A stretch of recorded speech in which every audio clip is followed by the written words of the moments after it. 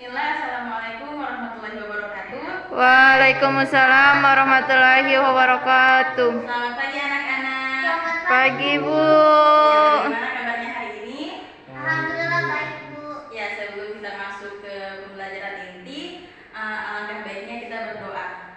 Saya harapkan mungkin bisa pahami untuk membacakan doa. Ya baik, sebelum kita membaca pada hari ini, maka kita berdoa. Mulai.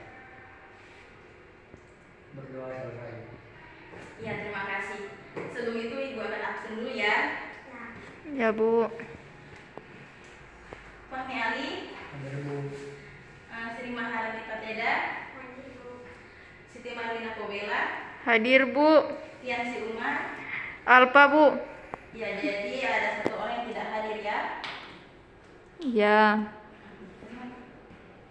Jadi pembelajaran kita pada hari ini yaitu mengenai materi korosi. Sebelum itu, ada yang tahu gambar apa ini? Saya, Bu. Iya, dipersilahkan Marlina. Sendok garpu yang sudah berkarat. Iya, benar sekali. Tepuk tangan. Ada yang lain? Tidak ada? Oh iya. Kemudian untuk gambar yang kedua ada yang tahu? Besi yang berkarat, Bu. Iya, benar sekali. Tepuk tangan.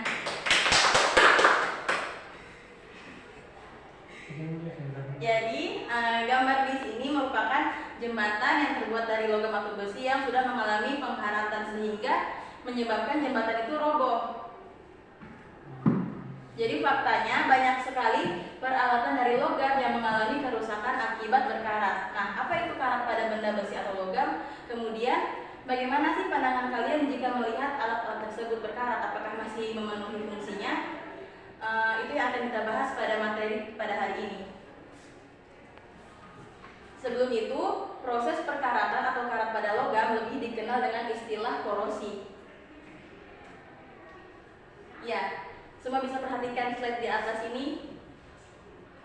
Ada yang bisa membacakan penjelasan mengenai korosi? Saya, Bu. Iya, dipersilahkan aja. Korosi adalah proses rusaknya logam akibat logam tersebut berubah menjadi senyawa lain melalui reaksi redoks dengan lingkungannya, sehingga nilai fungsi serta estetikanya tidak sesuai harapan. Istilah perkaratan lebih dikhususkan untuk logam besi yang mengalami korosi. Peralatan yang terbuat dari besi jika mengalami perkaratan akan menjadi tidak kuat karena senyawa karat besi bersifat kaku berwarna yang tidak menarik. Iya, benar sekali. Jadi besi ataupun logam yang berkarat itu bersifat rapuh dan warnanya tidak lagi menarik. Jadi bisa adik-adik perhatikan di sini ada perbandingan besi yang sudah berkarat dan juga besi yang tidak berkarat. Sampai sini paham? Paham, Bu. Ya. Jadi dari beberapa kasus yang sudah Ibu jelaskan, juga sudah teman-teman bahas, bagaimana sih kalian menjelaskan proses perkaratan tersebut bisa terjadi dan faktor apa saja yang mempengaruhi perkaratan. Nah, di sini ada mekanisme proses terjadinya reaksi perkaratan pada besi. Jadi bisa adik-adik perhatikan, ada reaksi terjadinya perkaratan pada besi.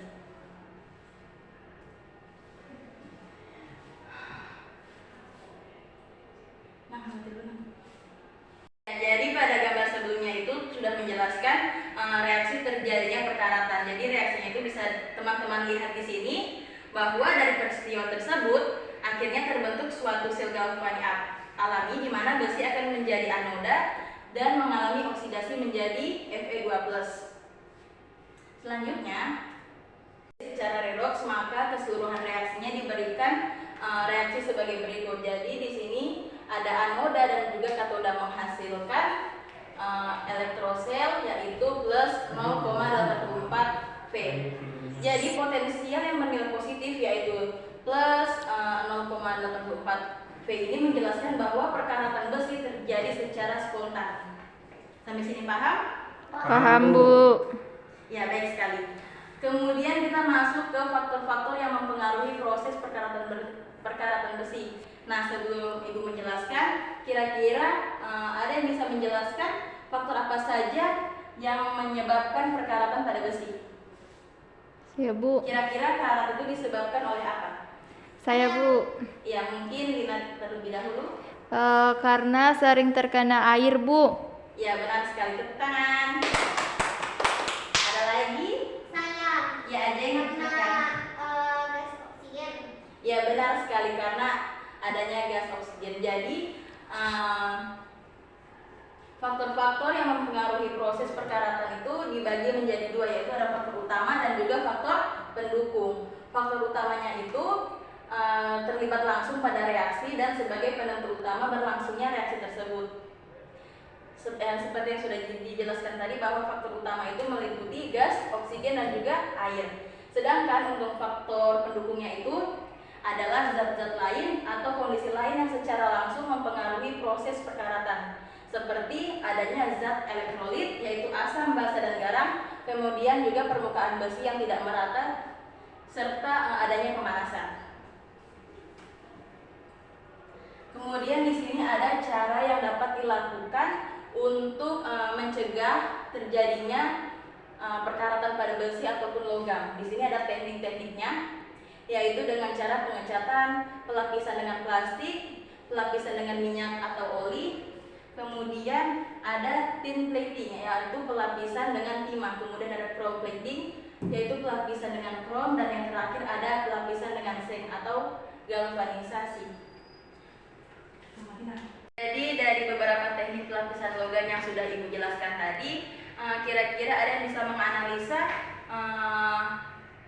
cara pengecetan seperti apa yang bisa dilakukan untuk mencegah terjadinya pengkaratan atau korosi pada logam dan besi? Ada yang bisa?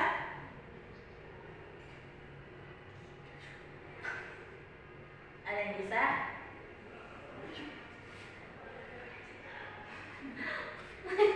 Saya, Ya, Bu. ada yang bisa? Saya. Ya, dipersilahkan. Jadi untuk pengecetan itu digunakan dengan bahan dasar minyak dan bahan dasar latex. Nah, karena bahan ini sangat cukup memberikan perlindungan terhadap logam dan besi dan juga menambah daya tarik untuk penglihatan kita. Wow, tepuk tangan dulu. Jadi itulah materi korosi yang sudah kita bahas bersama-sama. Sebelum itu, apakah ada yang ingin bertanya? Tidak ada. Ya, Belum kalau ada, tidak Bu. ada yang bertanya, mungkin kita akan membahas sedikit tugas harian. Masing-masing Ibu berikan tugas. Ini tolong dikerjakan. Waktunya mungkin sekitar 10 menit. Dipersilahkan. Silakan. Apakah yang dimaksud dengan korosi? Kemudian jelaskan dengan susunan kalimat kalian. Ada yang bisa menjelaskan apa itu korosi? Saya, Bu. Ya, dipersilahkan. Korosi itu adalah pengkaratan pada besi yang diakibatkan oleh faktor utama dan faktor lain seperti oksigen dan air. Ya, benar sekali. Selanjutnya, apakah korosi selalu bersifat merugikan? Ada yang bisa menjawab? Ya, Bu, merugikan karena menurut saya mempengaruhi estetika dari besi yang mengandung korosi itu jadi terlihat tidak cantik. Oh iya, tepuk tangan. Adik-adik sudah mempelajari mengenai korosi dan juga bagaimana korosi itu terjadi dan juga cara pencegahan untuk mempercepat terjadinya reaksi korosi atau karat pada besi dan juga pada logam. Kemudian adik-adik juga sudah mengerjakan tugas evaluasi. Selanjutnya Ibu ingin bertanya, apakah ada yang bertanya mengenai materi hari ini? Ya, karena sudah tidak ada, Ibu akan menjelaskan sedikit mengenai kesimpulan pembelajaran kita pada hari ini. Ya, jadi peristiwa korosi itu merupakan sel galvani alami yang mana logam teroksidasi oleh faktor lingkungannya sehingga menghasilkan reaksi seperti gambar di sini. Kemudian faktor yang mempengaruhi proses perkaratan pada besi itu meliputi dua faktor utama dan juga faktor pendukung seperti gas oksigen dan juga air. Kemudian ada keberadaan elektrolit baik itu asam, basa, dan garam. Kemudian permukaan besi yang tidak merata. Kemudian ada adanya juga pemanasan. Kemudian untuk pencegahannya, pencegahan karat itu dapat dilakukan dengan cara menghindari besi dari faktor-faktor yang mempengaruhi perkaratan seperti pengecetan, pelapisan dengan plastik, pelumuran minyak atau oli, dan juga melakukan logam lain yang seperti kromium, zinc, dan juga Sn. Jadi itulah pembelajaran kita pada hari ini mengenai korosi. Ibu ucapkan terima kasih banyak atas perhatiannya. Sama-sama, Bu. Ya, jadi untuk pembelajaran minggu depan diharapkan kita bisa sama-sama melakukan praktikum sederhana mengenai materi korosi. Kemudian sebelum Ibu menutup pembelajaran kita pada hari ini, alangkah baiknya kita melafazkan hamdalah dan juga berdoa menurut agama dan keyakinan kita masing-masing. Berdoa. Selesai? Ya, assalamualaikum warahmatullahi wabarakatuh. Assalamualaikum warahmatullahi wabarakatuh.